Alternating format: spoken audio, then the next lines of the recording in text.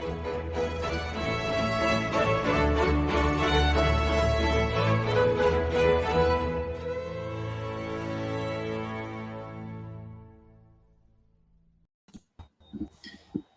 afternoon, ladies and gentlemen, and welcome to another episode of the Daily Friend Show. I'm your host, Chris Hattingh, and today I'm joined by Chris Hattingh. Chris, how's it going? Nicholas, good, thanks. Not a lot to talk about given what's happened in the last 24 hours, but I'm sure we'll make do. Yeah. And also, I'm also joined by Mr. Hermann Pretorius. Hermann, how are you? I'm struggling to unmute myself, but for the rest, I'm fine. Glad I'm not Ukrainian. Yes. So I'm sure anyone watching or listening to us is going to be saying, what are you guys going to say about this Ukraine-Russia war? And there are certainly things to be said. But I think we're going to hold off on that until next week's show, because the fog of war has very much descended upon the situation now. There's an enormous amount of information pouring out, and it's difficult to tell what's true and what's not. But anyway, we're going to wait a couple of days to see what develops. All I can say is that I hope that this is really, really bad, obviously. I hope that there's a ceasefire really soon. And I just caution all of our listeners and viewers to be very cautious about stuff going on social media. All sides are currently trying to put their point of view across, sometimes to boost morale, sometimes to demoralize the others. And as evidence of the fact that modern warfare has some odd dimensions to it, if you go and look at the Ukrainian government's Twitter account, it's been tweeting memes about how Putin is Hitler. So war in the 21st century is a bit odd, but anyway, we will, of course, have some stuff to say about that next week. So we might as well, while we're waiting for more information to become available, talk about what's going on in South Africa. And we might, waiting for new information, do what Putin was supposed to do and just steer clear of Ukraine for a bit. Yes. Sorry. We planned to make that joke before the show, and then I forgot. But Hermann saved us there, because he is our resident master of humor. Anyway, so staying very far away from Ukraine, which is what certain countries should be doing, we need to start off today with a discussion of what's going on in SA, because we may not have as much time to talk about SA next week. And that is, of course, the budget speech, which was delivered by Finance Minister Enoch Godongwana yesterday. It was his first the mini budget speech earlier. And, well, I think there was a bit of a sort of lukewarm reaction I saw from the kind of mainstream to it. No one was over the moon about this, but no one seems to be saying that it's the worst thing in the universe ever. I don't know. Chris, let's start with you. What are the main takeaways from yesterday's budget speech? For someone who didn't watch, what should they keep an eye out on? Are taxes going up, things like that? Tell us what's going on. Maybe the most important thing for those of us who struggle to get through the barrage of difficult updates and news all the time. I mean, excise duties are going up. So that was a big one. It was interesting that the road accident fund levy, it'll be frozen for a year. That was the first time, I think. It might have been the second time in the budget's history that it's been frozen for a year. So fuel prices won't go up because of government levies or taxes. They might still go up because of external factors, of course, such as the price of Brent crude oil. So that's one to sort of give a win to government, that the fuel price won't be increasing due to their own greed, as it were. Another one was the quote unquote line about tough love for SOEs. We're not really seeing that yet. Eskom especially is seen as too big to fail, so they will still get assistance from government. There are requirements now in terms of... Hasn't every budget been tough love for SOEs for like the past three budgets? Yeah, I guess I agree with you. If we go on the purely superficial route, then yes, I agree with you. Government is very serious about giving tough love to the SOEs. But Eskom, there was talk about retrenchment. So the minister said these will be, the help will be contingent upon retrenchments happening at Eskom, especially. And then just in terms of the sort of the debt problem, and to give you an idea of government spending, where that is at the moment. So because the debt has been going up so much and then the interest on the debt is higher, at the moment, government is spending more on its repaying its debt than it's spending on any other department. So healthcare, education, police, any of that stuff. Most of it is going towards paying off the debt. So that's why markets and analysts are giving government some praise at the moment, because They seem to be righting the debt ship, as it were. But according to Fitch, in a statement they released yesterday evening, they said the underlying structural problems, none of that has been fixed. So just because we now are in a bit of better position, we had increased tax revenue collection, we had a commodities boom, all of that is just a temporary reprieve, and the underlying bigger problems are very much still there. So anyone who got very excited about the budget yesterday and some of the reprieve and the good notes that we got, it'll be pretty short-lived, I think. Herman, what's your take on the budget? I saw that all of the headlines from the sort of mainstream are focusing very much on something that we've been banging on about for a long time, which is debt servicing costs.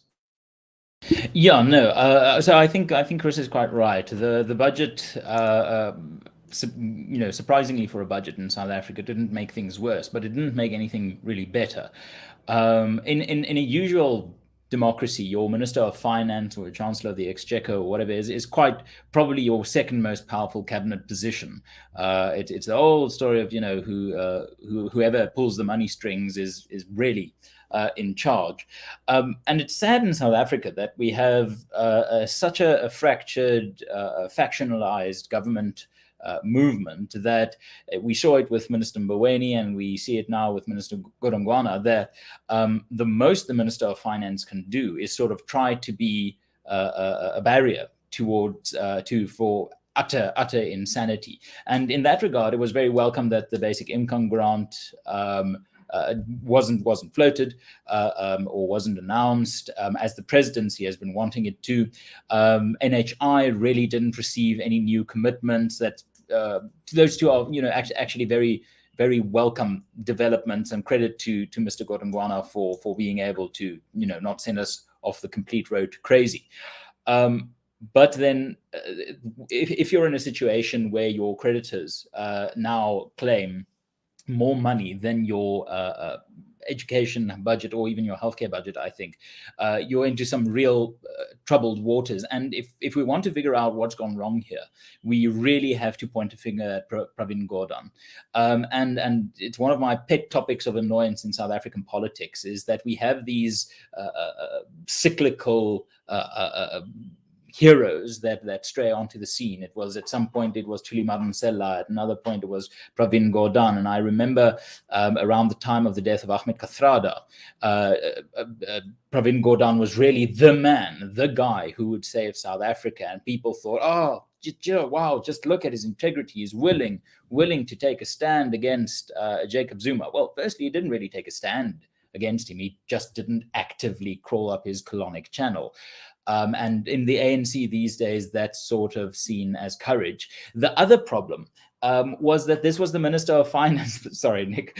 This was the Minister of Finance that saw South Africa's fiscal situation just implode. Just completely implode from 2009 onwards.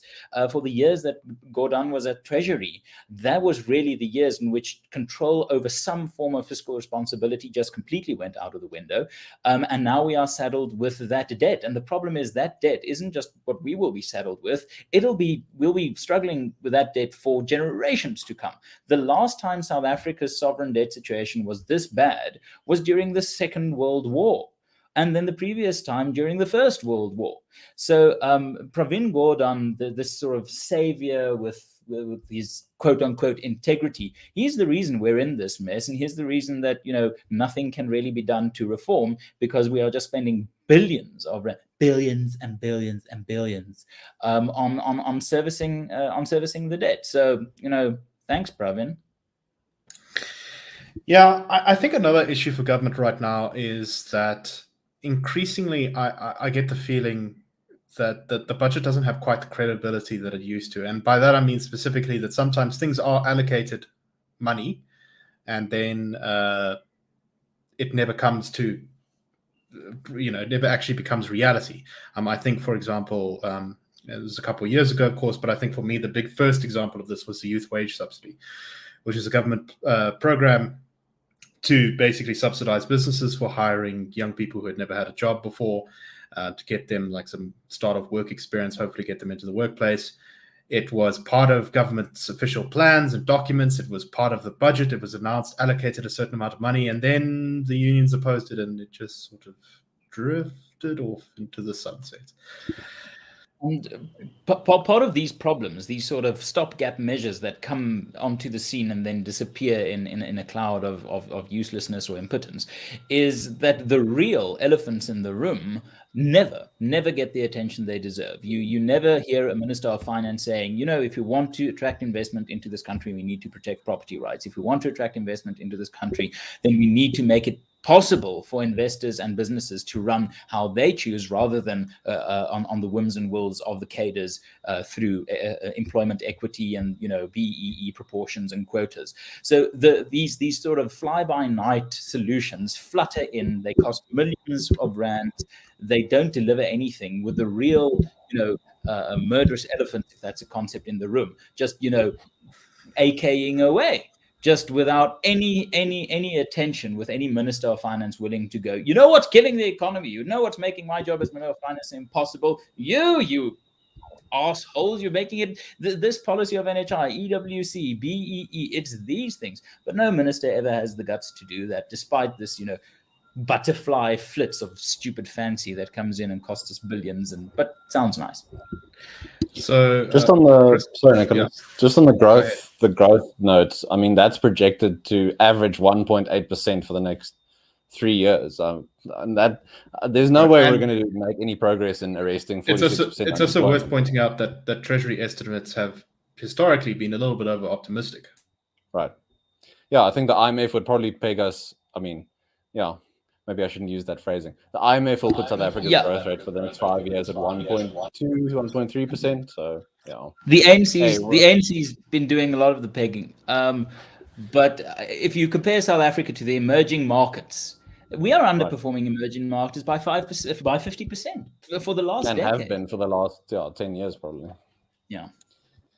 And on Hermann, you mentioned the basic income grants. I agree with you on the sort of win there, but the COVID relief grant, obviously, as President Ramaphosa talked about in his SONA, that it has been extended till the end of March next year. And I think they're just going to keep on extending it and sort of adding to it and trying to find new ways to incorporate it. I don't think that's going to be let go anytime soon. So we effectively have a basic income grant now, just in a different form, I think.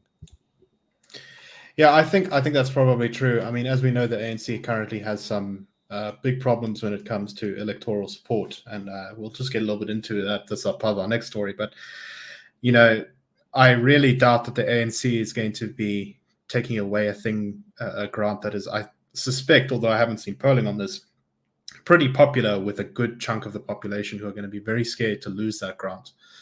And of course, the question is whether it's really affordable, and it probably isn't.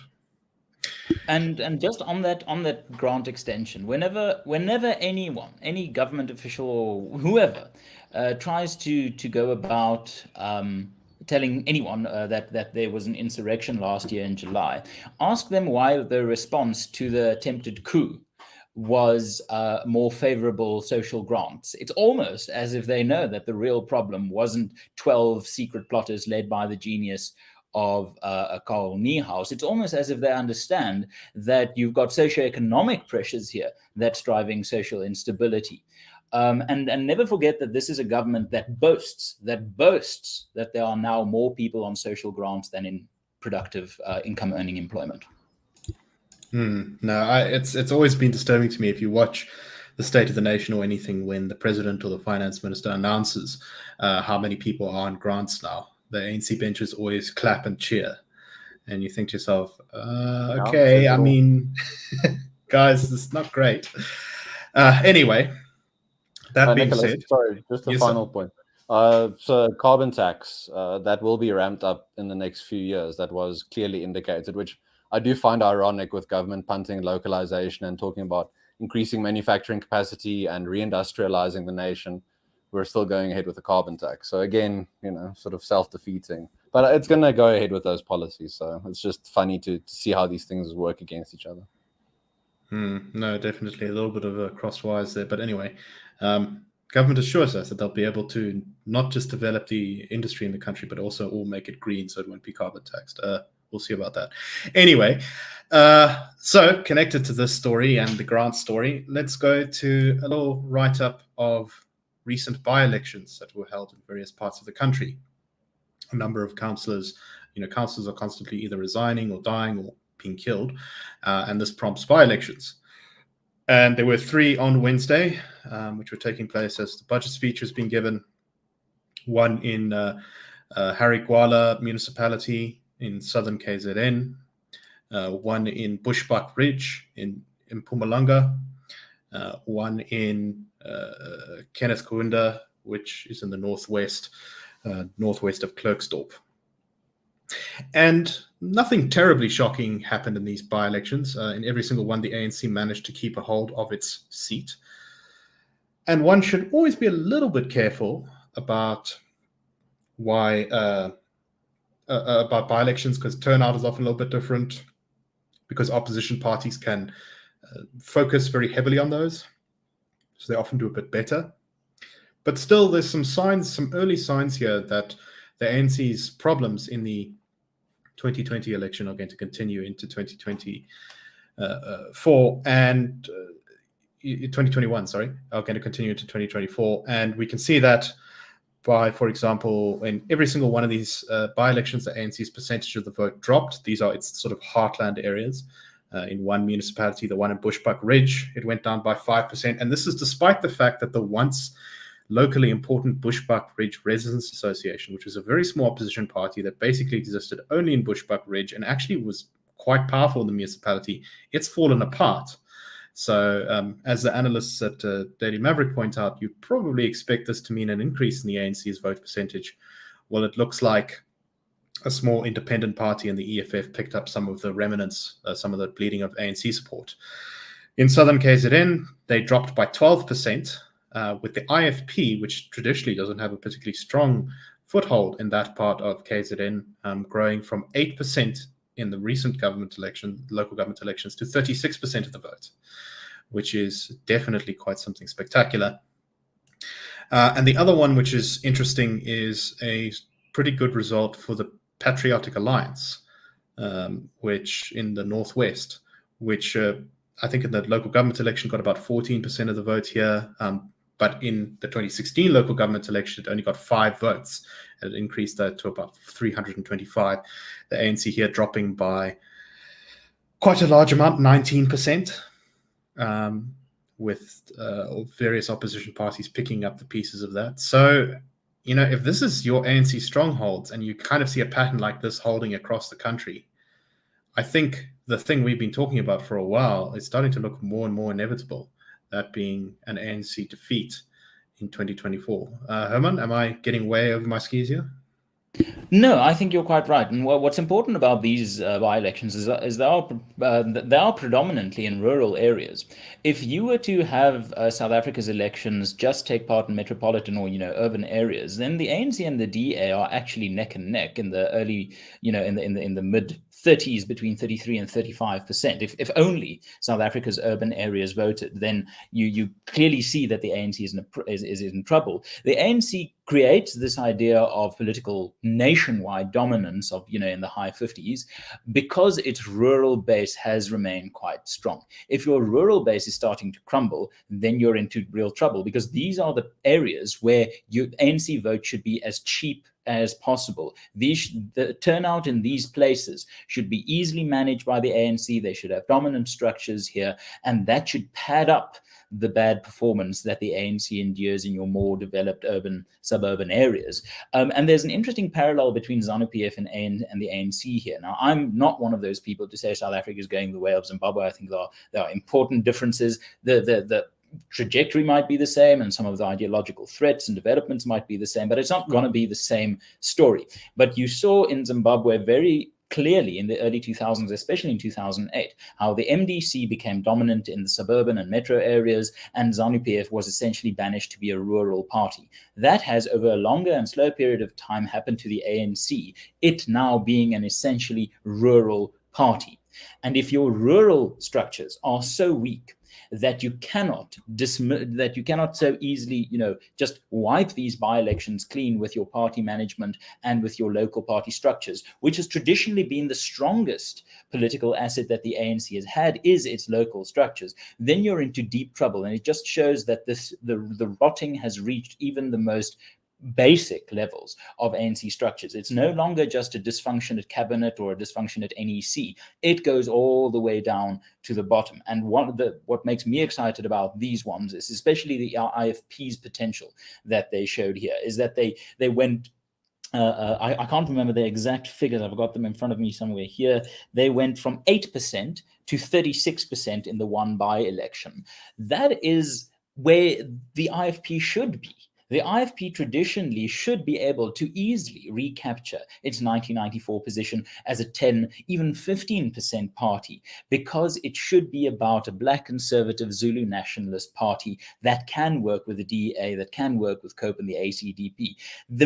There's no excuse for the IFP to be as incompetent as it is. And if this is the sign of recovery, which it might not be, it just shows that there is significant political potential here for the IFP if it could just get some basic ideological and political arguments in place, that the Zulus are a proud nation, that they've been stripped of their dignity by a state that has made them more servant and subject than citizen, that there can be a return to that pride, and that it lies in consolidating the Zulu support in KwaZulu-Natal and returning the IFP to a position of national prominence. That avenue exists.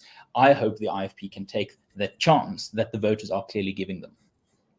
Right, and the IFP has still got to face perhaps its biggest challenge coming up, which is that its founder, Mangosuthu Buthelezi, he's an old man, and he's slowing down now, and he's already stepped down from leadership of the party, although he remains, I think, president emeritus. One day he is not going to be around for the IFP anymore, and will the party maintain its sort of internal coherence with him gone? That's going to be a very important question that the IFP needs to answer, and we will see how they answer it. I think Buthelezi has at least made some steps to try and do that by, for example, stepping down as leader a few years ago. But yeah, it's an unanswered question in our politics, I think. Chris, your thoughts? I need to add that I'm fervently hoping at every opportunity with by-elections to see something like this happening in the Eastern Cape as well. Province close to my heart. So I hope that we might see some of these moves in other provinces, including the Eastern Cape, at some point leading up to 2024. But I largely agree with what you and Hermann have said. Maybe harsh reality. I don't consider myself an accelerationist for the sake thereof, but maybe some of the harsh, concrete effects of ANC policy are just so negative that people are slowly but surely starting to shift their. Well, I'm thinking of Port Elizabeth Gqeberha, which now is having a crisis to do with E. coli contamination of its water supply. And considering that city is very finely balanced in terms of its politics, if I was the ANC government there right now, I would not be very optimistic about the longevity of our government. And one thing one thing I just want to also draw attention to is the stagnant state of the EFF. The EFF is often seen as a very, very radical disruptive force in South African politics. And that's true to a certain extent. But if we're going to be honest about this, they have been stagnant in their voter support essentially for the last democratic election cycle and a half even. In a country where you have 3 out of every 4 young South Africans unemployed, it should be a turkey shoot for aggressive socialists. It should be very, very easy to mobilize the young, unemployed, working class South African to the EFF's rallying cry. And yet we don't see that. In fact, if you drill into the data, you see the EFF get most of its support from your suburban areas. And if you look a bit deeper, you find this trend, as famous as history itself, that the left is politically propped up by elite, academic elite and leftists that occupy high-ranking positions within the middle class. The EFF should not be underestimated, but it certainly shouldn't be overestimated. It is failing to mobilize and capitalize on a political environment where it should be flourishing. If you look at what Jeremy Corbyn was able to do to the young vote with his attractive socialist policies, it almost cost Theresa May the premiership in 2017. It defied all the pollsters' expectations because the socialism was flowing under the radar. It was motivating younger generations to vote, unbeknownst to the politicians and the pollsters. So in South Africa, it should be easy pickings for a socialist movement, and yet the socialist movement is stuck in a gear. It's a relatively strong gear. It can still get the vehicle up the hill, and we're heading towards 2024 with the ANC and the EFF forming a de facto alliance. Still a very real threat, but we shouldn't overestimate. We shouldn't look at South Africa in the 2020s and see Germany in the 1920s. Right, no, exactly. I think that's very worth pointing out. And so the question in the next election is probably not whether the ANC is going to get over 50%. But whether the EFF plus the ANC is going to get over 50%.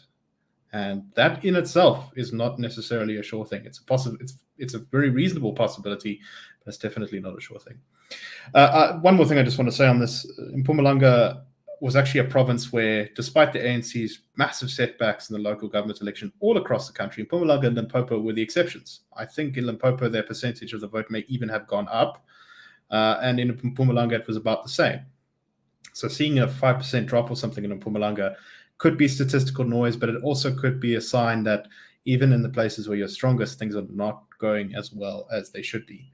And what's also quite interesting is because our turnout was so low in the last local government election, these by-elections actually had similar levels of turnout, which perhaps makes them a little bit more accurate than normal.